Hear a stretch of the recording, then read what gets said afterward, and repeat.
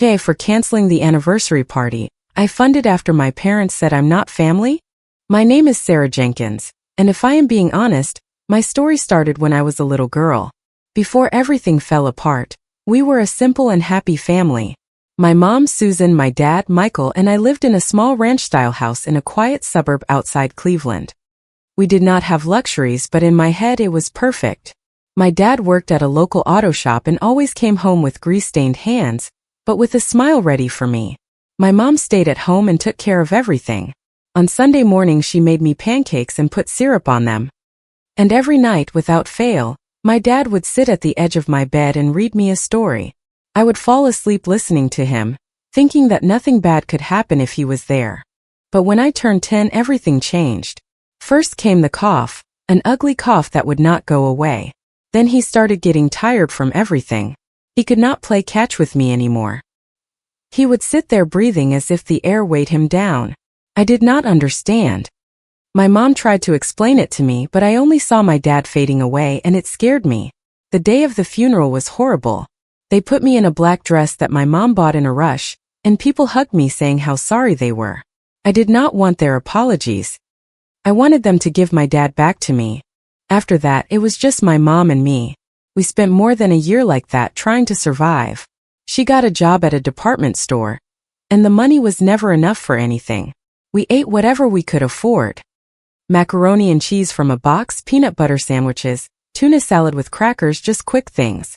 My mom looked exhausted, but she tried hard not to break down in front of me. And then Mark showed up. My mom met him at work. He was one of those men who spoke with confidence, as if he had everything figured out. At first I was glad because my mom started laughing a little again. She started getting dressed up again. She started singing while washing the dishes again. I wanted to see her happy, even if I did not really know why that man was entering our lives. One day I got home from school and my mom told me to sit down. Her voice had that "this is important" tone. "Sarah, I want you to meet someone special." Mark was sitting in our living room. Next to him were two girls, one a little older than the other, all dressed up, with that look of someone who feels they are arriving at a place that does not belong to them but has no intention of asking for permission. "These are Brittany and Tiffany," Mark said, as if he were presenting a prize. "They are my daughters." My mom smiled nervously and added, "They are going to be your sisters." I got excited. I had always wanted siblings. At that moment I truly thought it was a gift. 2 sisters all at once. Brittany was 13, Tiffany was 12, and I was 11. I imagined chatting with them, playing and telling each other secrets. 6 months later, my mom and Mark got married. There was no big party. It was something simple at the local courthouse, just family. After the wedding, Mark and his daughters moved into our house. I thought we were going to be a new family, a better one. That is when everything started falling apart. My mom decided that Brittany and Tiffany would get the big bedroom upstairs. She told me it was going to be temporary and that we would figure out how to arrange things later. But my new room was a tiny space in the basement near the laundry area, where you could hear everything and it almost always smelled musty. It was not the room that hurt me. It was the way they said it, as if my place was whatever was left over. From day one they made it clear. They did not see me as a sister. They saw me as a nuisance. They talked about their family and their dad as if I did not exist. If I tried to join the conversation, they would look me up and down with a face I will never forget, treating me like an annoyance. Then the problems started. Brittany would eat the last of the ice cream and leave the empty container in the freezer on purpose. When my mom saw it, Brittany would say, "It was Sarah, she always does that." Tiffany would throw things in the living room and leave clothes lying around. When my mom complained, she would cross her arms and say, "It wasn't me, it was her." My mom always believed them. I tried to defend myself, but my mom would silence me with a hard look she never used to have. "Oh, Sarah, do not cause drama." I would stand there with my mouth open because I was not making anything up. I was just trying not to disappear. Over time, I understood that I no longer had a voice in that house. So I looked for another place to breathe. My grandmother Eleanor, my dad's mom, lived relatively close, about a 20-minute drive if there was no traffic, although during the week it was often 40 minutes or more. She actually saw me. She actually asked me how I was doing. I started going to her place right after school. I would do my homework at her kitchen table with a glass of lemonade or iced tea, and she looked at me as if I were the most important thing in the world. My mom would pick me up at night after work. Sometimes she would not even get out of the car. She would just text me and I would come out with my backpack. On weekends she also left me with my grandmother. I have to go run some errands, she would say. Then she would go with Mark, Brittany, and Tiffany to the mall to eat or to walk around. I stayed with my grandma watching old movies, helping her cook, and listening to her talk about my dad. That was my relief for years. While they received pretty clothes, new things, and well-planned birthday gifts, I had the basics, whatever we could afford. If I needed shoes, they were from the discount store. If I asked for something, they told me it was not in the budget. They had new cell phones. I inherited an old one when it was no longer useful to them, but I had my grandmother, and with her, life was bearable. Everything blew up when I turned 18 and graduated from high school. Brittany and Tiffany were already in college. Brittany was a couple of semesters in, and Tiffany had just started that same year. I assumed, because it was logical in my head, that my mom and Mark were also going to support me. I applied to state universities and to some private ones with scholarship options. I was accepted into 2, and with excitement, I arrived home with the acceptance letters and the financial aid information, ready to talk about plans. I put everything on the kitchen table and sat across from them. I got accepted into 2, I said, trying to sound calm. The truth is I am really excited. Mark did not even fake interest. He shifted in his chair and said, "We need to talk." My mom would not look me in the eyes. She kept stirring her coffee as if she were looking for a way out. "Honey," she finally said, "we are not going to be able to help you with college." I felt as if someone had thrown ice water on me. "What do you mean no?" Mark spoke as if he were reading an expense report. The money we had saved for college went to Brittany and Tiffany's tuition. They were the priority. My voice trembled. "But I am your daughter too." My mom finally looked at me, but not with affection. She looked at me the way you look at someone who is in the way. "Sarah, be realistic. Maybe college is not for you. It is better if you look for a job and start building your life." I tried to explain myself. I tried to say it was not fair, that I had also worked hard, and that I also deserved an opportunity. My mom just shook her head.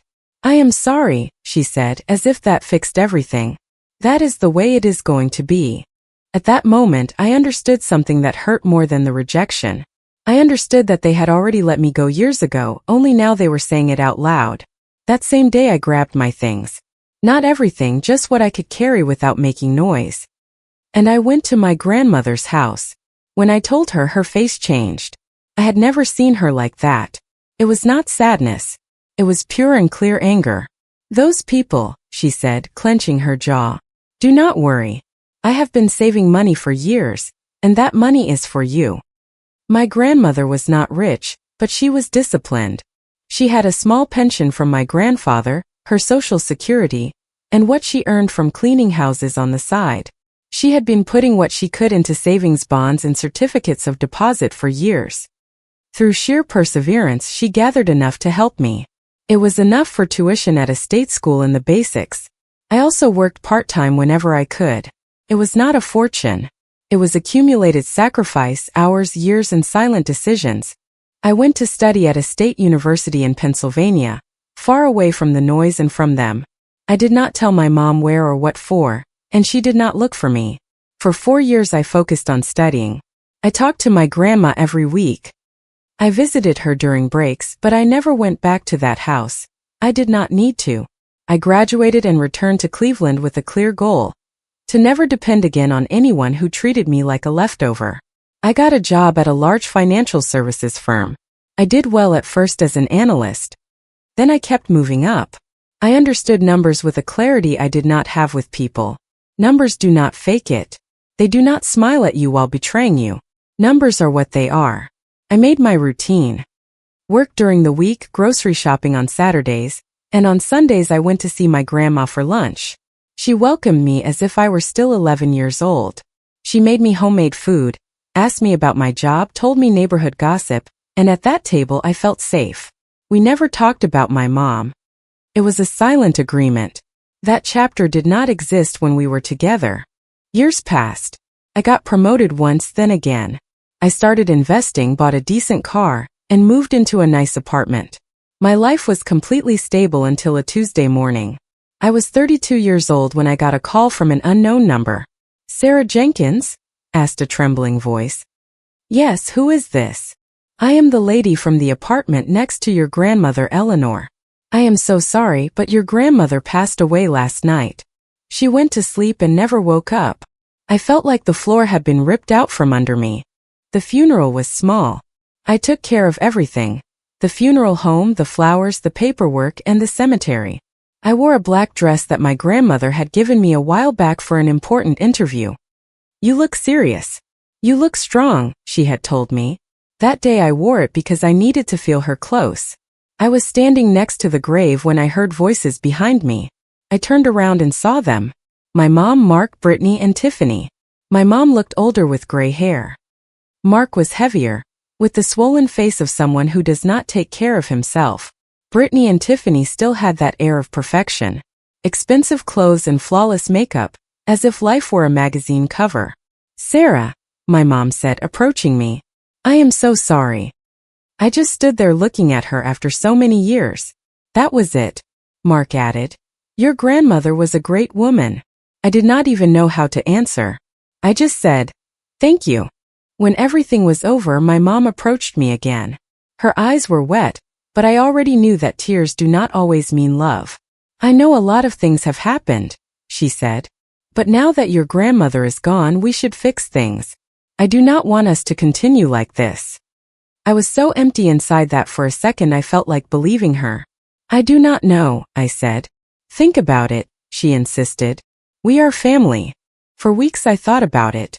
My grandmother's house felt huge and silent. And in the middle of that silence, my mom was appearing like a half-open door. I called her. "Hi, Mom. It is Sarah." Her voice changed in a second, as if that call was exactly what she was waiting for. "My girl, how wonderful. We agreed on a dinner." The first one was awkward. I sat in the dining room and everything seemed the same as when I was a teenager. The same chairs, the same paintings, the same vibe of, "You do not fit in here." We made small talk about superficial things: the weather, the traffic, work. Brittany and Tiffany did not show up. And honestly, it was for the better. Mark asked me, "And what do you do for a living now?" He said it as if he knew absolutely nothing about me. "I work in investment management," I told him. "I manage portfolios." My mom smiled proudly, but it was a weird pride, like someone showing off something they do not understand. We kept trying. A dinner once a month, then two. A lunch for Mother's Day, a holiday party in December. Sometimes coffee with Brittany and Tiffany at the mall. Everything was tense and measured, but I clung to it because a part of me still loved my mom. I even started helping them with small things. When their water heater broke, I sent them money for a new one. When Mark said he needed tires, I covered the cost. It was nothing exaggerated, just enough to feel that I was contributing, to feel that maybe they were finally accepting me. For 3 years, that reconciliation held up. It was not pretty, but it existed. I convinced myself it was progress until a Thursday in March when I arrived for dinner and saw something unusual. Brittany and Tiffany were already there. They almost never came to those dinners. We ate without talking about anything important, just fake conversation. Suddenly, Brittany put down her fork, looked straight at me and said, "Sarah, I want to talk to you about something." I felt my body go stiff. "I am about to open a clothing boutique," she said. "A retail space in a great location. I already have the concept, but I need money to start. Somewhere between $75,000 and $100,000, more or less, for rent, remodeling, and inventory." I almost choked. $100,000, I repeated to make sure I had not misheard. Brittany looked at me as if I were slow. "Yes, you can do it. You are doing well. You have grandma's house, you have your job, your investments. For you, it is nothing." I turned to look at my mom. She was quiet, but with that face of expectation. Mark leaned back in his chair as if he had already won. Tiffany was nodding as if it were the most logical thing in the world. I took a deep breath. "Brittany, that is not just pocket change, and I cannot hand over that kind of money just like that. You have not even shown me a business plan." Brittany tightened her mouth. "You do not trust me." "It is not about trust. I said, choosing every word carefully. It is about responsibility. I did not get to where I am by making impulsive decisions. Mark leaned toward me, clearly annoyed. Are you saying that helping your sister is foolishness? I am saying that if she wants to start a business, she should do it right, I replied. Let her look for investors, get a small business loan, do something formal. Not ask me for it as if it were my obligation. My mom turned red. Sarah, you have money. It costs you nothing. Yes, it does cost me, I said more firmly, and I am not going to give it away like that.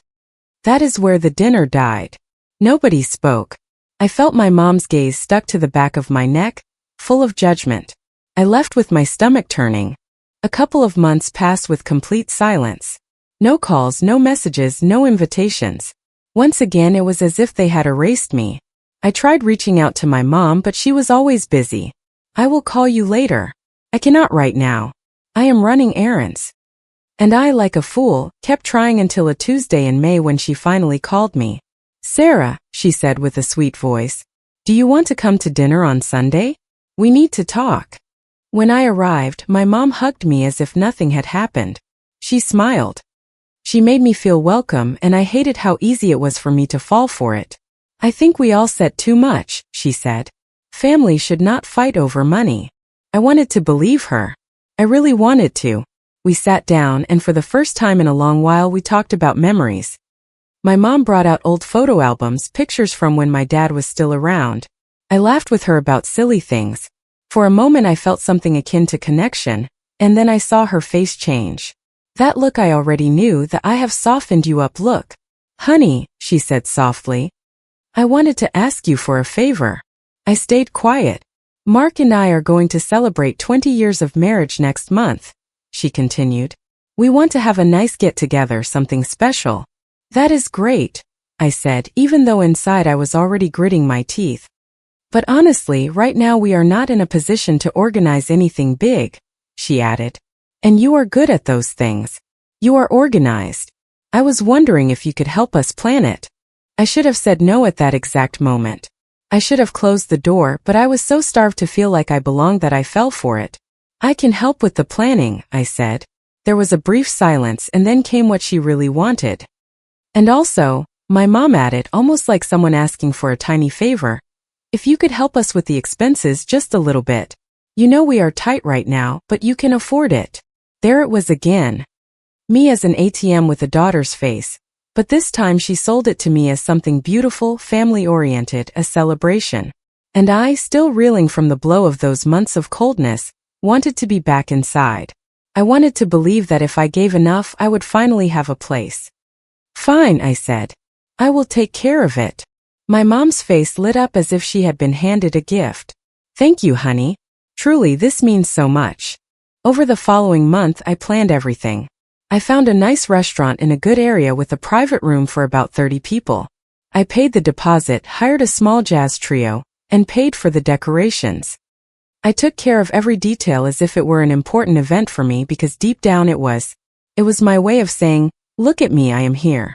Yes, I am part of you. Every few days I would call my mom to update her. The flowers are set. The menu is chosen. The music is ready. And she would say, how lovely, honey. You are doing such a great job. 2 days before the event, I called her to confirm the final details. Everything is ready. On Saturday at 6, I will arrive early to make sure everything looks good. There was silence on the other end. Then my mom spoke with a coldness that gave me goosebumps. Sarah, there was a change of plans. What is it? I asked. Mark and I already talked to Brittany and Tiffany, she said. And we decided that you are not invited. I laughed because I thought it was a sick joke. Me, Mom. I am not playing around, she replied. My mouth went dry. What do you mean I am not invited? I organized everything. I paid for everything. And we thank you for that, my mom said, as if she were thanking me for holding a door open. But you do not fit in here. This gathering is for the people who actually support us. I felt a punch to my stomach. Are you serious? Consider it a way to make up for not helping Brittany with her business, she added. I lost my breath. You are punishing me for not giving away $100,000? That is how things are going to be, she said, acting as if she were the victim. Do not show up at the restaurant. You are not welcome. And she hung up. I stared at the phone, unable to understand how a person could be so cold. Then the text messages started arriving. Brittany. Did you really think you were going to be there? Tiffany. What a pity. You are going to spend Saturday alone. Brittany. Let's see if this teaches you not to be so selfish. Tiffany. You are not family. You never were. I read those messages with a lump in my throat. I stood still for about 10 minutes, feeling my hands shake, until something inside me settled. I had booked that restaurant. The contract was in my name. I paid for the decorations and hired the music. That was not their party. It was mine. I grabbed my phone and called the restaurant. Good afternoon, this is Sarah Jenkins speaking. I have an event booked for Saturday. Yes, Ms. Jenkins, everything is confirmed. I need to make a change, I said. I want you to take down the anniversary sign and put up one that says freedom. Finally. There was a pause. Of course, the professional voice replied. I just need to let you know that reprinting has a cost. Tell me how much and I will transfer it today. I said. Perfect. Anything else? Yes, I added. Today I will send over the final guest list. Please only admit people on that list. Understood, ma'am.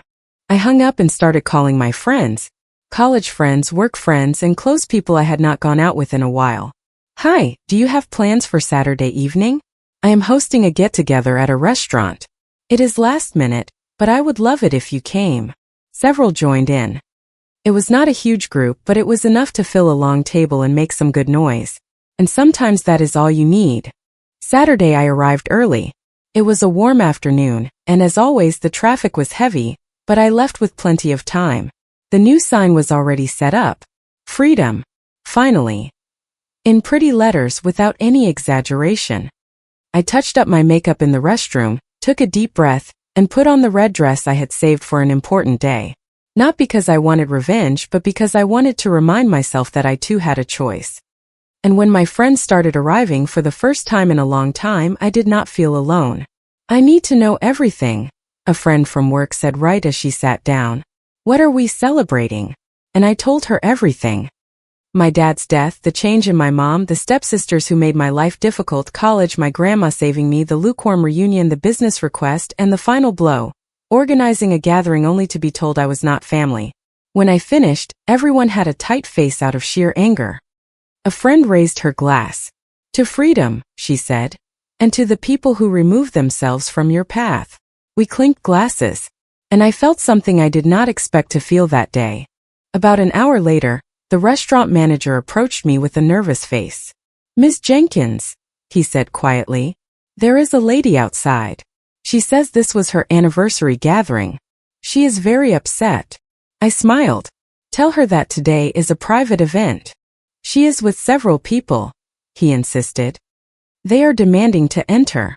Her husband is being very loud.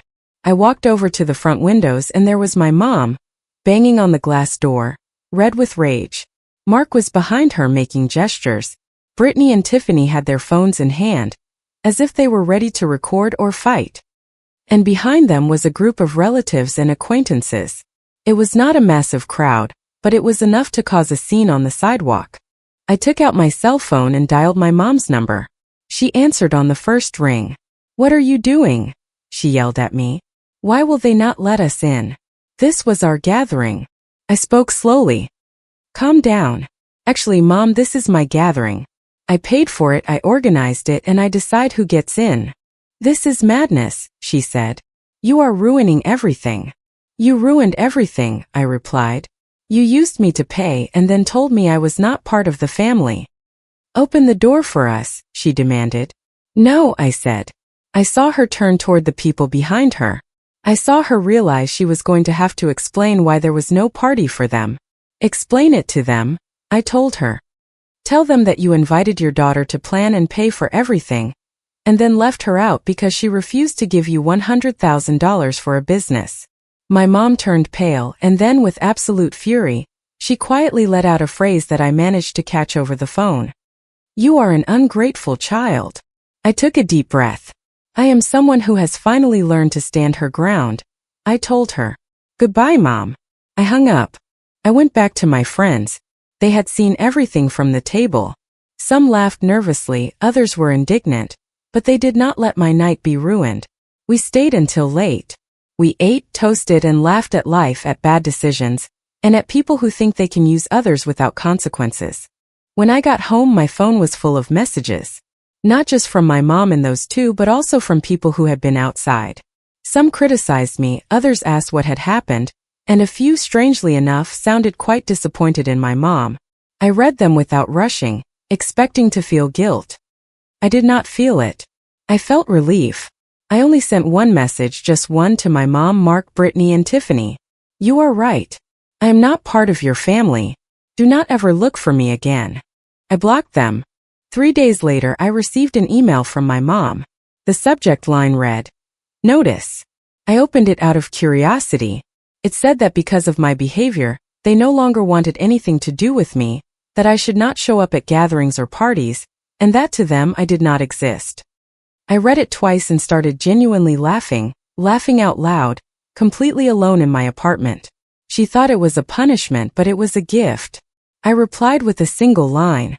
Perfect. Thank you for making it clear. I wish you well. That was 6 months ago. Since then, I have heard nothing from them, and my life for the first time has been peaceful. I did well at work. I got promoted. I started dating a decent man I met through a friend. I joined a book club. I take yoga classes. On weekends, I volunteer at an animal shelter. My grandmother's house, the one I inherited that at first felt like a heavy memory, now feels like mine.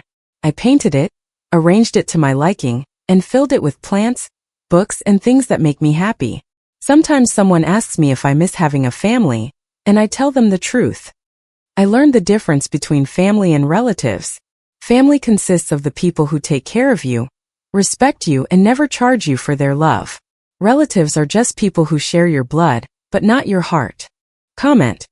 Thank you for taking the time to listen to today's journey. Sometimes the hardest step we have to take in life is learning to walk away from people who do not recognize our worth. Setting healthy boundaries is not an act of selfishness, but a necessary foundation for true self-respect. We are often taught that blood ties require unconditional loyalty, but real family is built on mutual respect and genuine care. It takes immense courage to choose your own inner peace over an unhealthy environment. Healing begins the moment you stop seeking validation from those who only see you as a resource. You have every right to protect your energy and surround yourself with people who celebrate your presence. I hope you always remember that your kindness should never be used against you. Please keep choosing environments where you can grow safely and be loved for exactly who you are. I would love to read your thoughts and reflections in the comments section below. If you liked it, don't forget to leave a comment and support the channel by subscribing. See you in the upcoming stories.